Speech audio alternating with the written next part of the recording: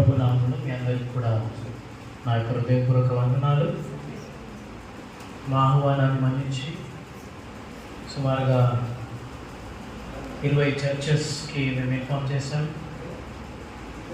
So 20 చర్చెస్లో కొంతమంది కనబడుతూ ఉన్నారు. కారణం ఏదైనప్పటికీ మనం ఉన్నాం, ఆయన కృతజ్ఞతలు చెల్లించడానికి వచ్చాం. కనుక చేరవచ్చిన మీ అందరికీ కూడా నా యొక్క హృదయపూర్వక వందనాలు.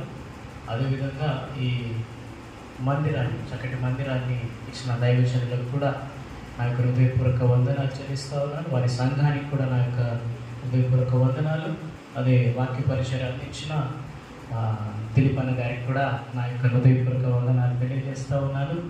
అంతేకాదు చాలామంది ఎల్డర్స్ ఉన్నారు, వారికి కూడా నా యొక్క హృదయపూర్వక వందనాలు చెల్లిస్తూ మరి ఈ ఉద్యమం అనేది